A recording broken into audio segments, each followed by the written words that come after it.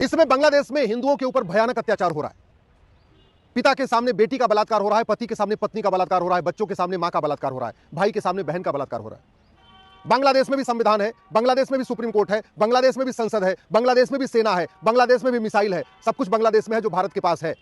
इसके बावजूद भारत में कभी इस तरीके का अत्याचार नहीं होता, नरसंहार नहीं होता है, लेकिन बांग्लादेश में हो रहा है। दुर्योधन का ननिहाल गंधार पहले अफगानिस्तान बन चुका है, राजा भरत का ननिहाल कैकेय पहले ही पाकिस्तान बन चुका है, मल्लद्वीप पहले ही मालदीव बन चुका है।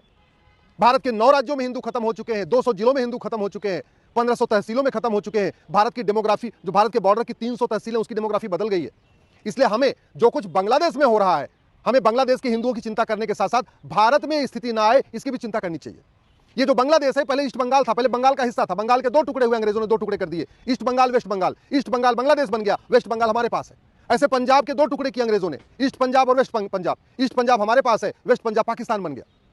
जब वेस्ट पंजाब पाकिस्तान बन गया तो वहां के हिंदू जैन बौद्ध सिख खत्म हो गए, ब्राह्मण क्षत्रिय वैश्य दलित खत्म हो गए। जबकि ईस्ट पंजाब जो हमारे पास है, वहां हिंदू जैन बौद्ध सिख भी हैं, ब्राह्मण क्षत्रिय वैश्य दलित भी हैं। ऐसे ही ईस्ट बंगाल जो बांग्लादेश बन गया, वहां हिंदू जैन बौद्ध सिख खत्म हो रहे हैं, ब्राह्मण क्षत्रिय वैश्य दलित खत्म हो रहे हैं। जबकि वेस्ट बंगाल जो हमारे पास है, वहां सब लोग हैं, सभी पंथों के मानने वाले, और बाकी तो छोड़ो, वहां तो घुसपैठिए आराम से रह रहे। भारत की डेमोग्राफी बड़े प्लान्ड वे में बदली जा रही है।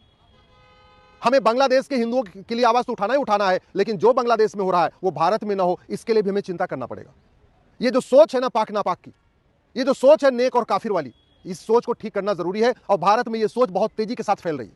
पहले तो एक बाबर था, अब हर जिले में बाबर हो चुके हैं। पहले एक औरंगजेब था, हर जिले में औरंगजेब पैदा हो रहे हैं। हर मदरसे में बाबर, हुमायूं, तुगलक, गजनी, गोरी पैदा हो रहे हैं। हर मदरसे में औरंगजेब पैदा हो रहे हैं। और हम संविधान की आड़ में मदरसों को हमने छूट दे रखा है। मैं बार बार कहता हूं, संविधान का आर्टिकल 30 स्कूल खोलने की परमिशन देता है, लेकिन कहीं माइनॉरिटी डिफाइन नहीं किया है। सबसे पहले माइनॉरिटी को डिफाइन करिए। भारत को बचाना तो सबसे पहला काम करिए, माइनॉरिटी को डिफाइन करिए। 1% से ज्यादा वाले को माइनॉरिटी का दर्जा नहीं मिलना चाहिए। मदरसों को बंद करिए, मिशनरी स्कूलों को बंद करिए। भारत को बचाना है तो हेट स्पीच को डिफाइन करिए, और जितनी रिलीजियस किताबें हैं, जितनी मजहबी किताबें हैं, उनकी स्क्रूटनी करवाइए। उसके लिए एक आयोग बनाइए जो सारी किताबों को देखे। अगर किसी किताब में नफरत सिखाई जा रही है, दूसरों के प्रति नफरत है, तो उस किताब को प्रतिबंधित करने की जरूरत है। उस किताब के, अगर पूरी किताब नहीं तो कम से कम उन हिस्सों को प्रतिबंधित करने की जरूरत है जो सबको एक समान नहीं मानते। भारत का संविधान कहता है equality, justice, liberty, fraternity, unity, national integration. अगर किसी किताब में इक्वलिटी के खिलाफ कुछ लिखा हुआ है, जस्टिस के खिलाफ कुछ लिखा हुआ है, किसी किताब में बोलने की आजादी नहीं है, सोचने की आजादी नहीं है, सुनने की आजादी नहीं है, तर्क करने की आजादी नहीं है, तो क्या उस किताब को भारत का संविधान इजाजत देता है? क्या इस पर चिंता करने की जरूरत है। 90,000 बच्चे रोज पैदा हो रहे हैं, जनसंख्या विस्फोट हो रहा है। संविधान कहता है जनसंख्या नियंत्रण कानून बनाओ, लेकिन इस पर संसद में चर्चा नहीं हो रही है। संविधान का आर्टिकल 25 फ्रीडम ऑफ रिलीजन देता है, फ्रीडम ऑफ कन्वर्जन नहीं देता। और विदेशी पंथ में कन्वर्जन करना, इससे बड़ा कोई देशद्रोह नहीं है। कन्वर्जन रोकने के लिए गुरु गोविंद सिंह ने अपना शीश कटवा दिया। कन्वर्जन रोकने के लिए गुरु तेग बहादुर जी ने अपना शीश कटवा दिया। गुरु गोविंद सिंह ने अपना पूरा परिवार बलिदान कर दिया। कन्वर्जन रोकने के लिए छत्रपति शिवाजी महाराज ने इतना बड़ा बलिदान किया। संभाजी महाराज को 40 दिन तड़पा के मारा गया। और इसके बावजूद भारत में कन्वर्जन कराने वाले मिशनरियों, जिहादियों के खिलाफ न एनएसए लग रहा है, न यूएपीए लग रहा है, न देशद्रोह की धारा लग रही है, न वेजिंग वॉर की धारा लग रही है, न गैंगस्टर एक्ट लग रहा है। प्रतिदिन 10,000 हिंदुओं का धर्मांतरण हो रहा है, और इस पर न संसद में चर्चा हो रही है, न सुप्रीम कोर्ट में चर्चा हो रही है। याद रखिएगा, भारत में संविधान तब तक है जब तक हिंदू बहुसंख्यक है, नहीं तो पाकिस्तान, अफगानिस्तान, बांग्लादेश में संविधान काम नहीं कर रहा है। भारत में सेना यहां विद्रोह तब तक नहीं कर रही है जब तक हिंदू बहुसंख्यक है। पाकिस्तान, अफगानिस्तान, बांग्लादेश में सेना रोज विद्रोह करती रहती है। भारत में शांति है, समृद्धि है, खुशहाली है, क्योंकि हिंदू बहुसंख्यक है। ये हिंदू खत्म हो जाएंगे, न संविधान बचेगा, न लोकतंत्र बचेगा, न सबका साथ सबका विकास बचेगा, न वसुधैव कुटुंबकम की भावना बचेगी। और जिस तेजी के साथ डेमोग्राफी बदल रही है, घुसपैठ, धर्मांतरण, जनसंख्या विस्फोट के कारण, अगले 20 साल के अंदर पूरी डेमोग्राफी बदल जाएगी। 90,000 बच्चों में मात्र 45,000 बच्चे हिंदू पैदा हो रहे, फिर भी जनसंख्या नियंत्रण कानून नहीं बनाया जा रहा है। 10,000 हिंदुओं का प्रतिदिन धर्मांतरण हो रहा है। कोई चंगाई सभा करके धर्मांतरण कर रहा है, कोई किसी तरीके से कर रहा है। 6 करोड़ घुसपैठिए पहले भारत में आ चुके हैं। मेरी पीआईएल सुप्रीम कोर्ट में 2017 मैंने कहा था 5 करोड़ आ चुके, अब तो 2024 आ चुका, तो लगभग 6 करोड़ हो चुके।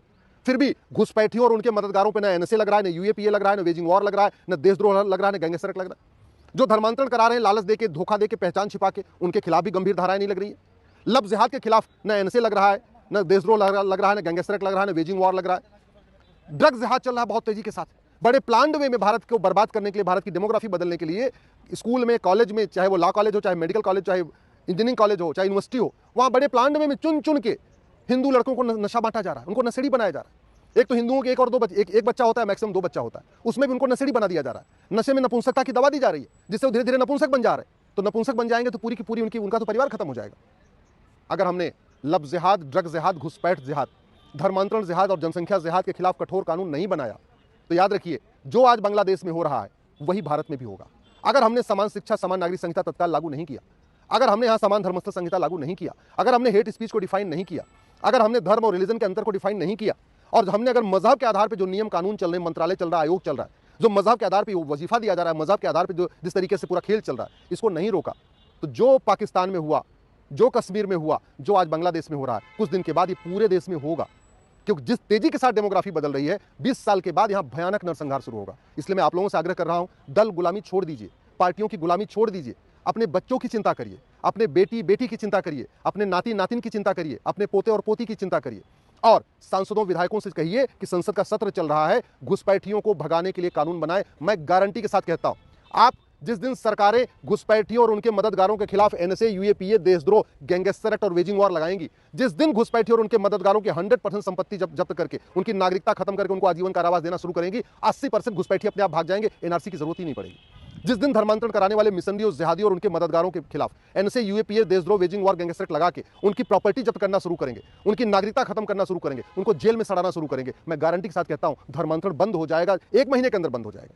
घुसपैठी अपने आप भाग जाएंगे, धर्मांतरण अपने आप बंद हो जाएगा। ये जो ड्रग्स जिहाद चल रहा है ना, दुनिया के कई देशों में फांसी दिया जाता है, दुर्भाग्यवश भारत में नहीं हो रहा है। भारत में आज भी वही गवाही पे गवाही, गवाही पे गवाही। मुझे समझ में नहीं आ रहा है, नार्को पॉलीग्राफ ब्रेन मैपिंग कानून क्यों नहीं बना रहे?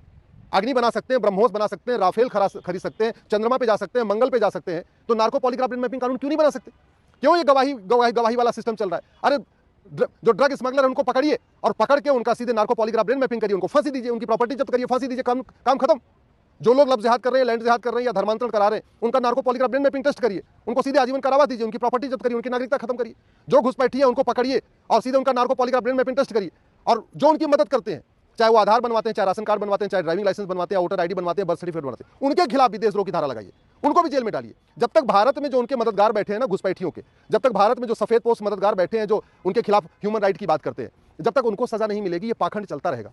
और याद रखिए, ये ह्यूमन राइट ह्यूमन का होता है, ह्यूमन राइट घुसपैठियों का नहीं होता, ह्यूमन राइट अलगाववादियों आतंकवादियों का नहीं होता, ह्यूमन राइट ह्यूमन का होता है। मानवाधिकार मानव का होता है, दानव का नहीं। ये जो घुसपैठी हैं, ये धर्मांतरण कराने वाले मिशनरी हैं, जिहादी हैं, अलगाववादी हैं, कट्टरपंथी हैं, नक्सली हैं, माओवादी, इनका सीधे एक ही काम करना है, आप इनका narco polygraph brain mapping test करिए, सीधे सजा दीजिए। जब तक कानून का खौफ नहीं पैदा होगा, तब तक भारत में ये सारे बैठे रहेंगे। और जो इनके मददगार हैं, जो चाहे संसद में हंगामा करते हैं और विधानसभा में, इनकी प्रॉपर्टी की जांच कराइए। ये कोई 10,000 करोड़ का मालिक है, कोई 20,000 करोड़ का मालिक है। इनको बाहर से फंडिंग आती है घुसपैठियों की मदद कराने के लिए, धर्मांतरण कराने वाले मिशनरियों, जिहादियों की मदद करने के लिए। इनकी फंडिंग के खिलाफ कठोर कानून बनाइए, तब भारत बचेगा। नहीं तो जो आज भारत में हो रहा है ना, 20 साल के बाद, जो आज बांग्लादेश में हो रहा है, 20 साल के बाद ये भारत में होगा। क्योंकि बांग्लादेश ईस्ट बंगाल था, वेस्ट बंगाल हमारे पास है। वेस्ट बंगाल की सिचुएशन क्या हो गई आपको पता है? 9 राज्यों में हिंदू खत्म हो चुके हैं, 200 जिलों में खत्म हो चुके हैं, 1500 तहसीलों में खत्म हो चुके हैं, बॉर्डर की 300 तहसीलों पे खत्म हो चुके हैं। इसलिए कम से कम दल गुलामी छोड़ दीजिए, पार्टियों की गुलामी छोड़ दीजिए। जिन नेताओं के भरोसे आप बैठे हुए हैं, ये 20 साल के बाद आपके बच्चों को बचाने नहीं आएंगे। लेकिन जो कानून मैं कह रहा हूं, अगर ये बन गया तो अगले 500 साल तक आपके बच्चों को कोई दिक्कत नहीं आएगी, आपके बच्चे सुरक्षित रहेंगे।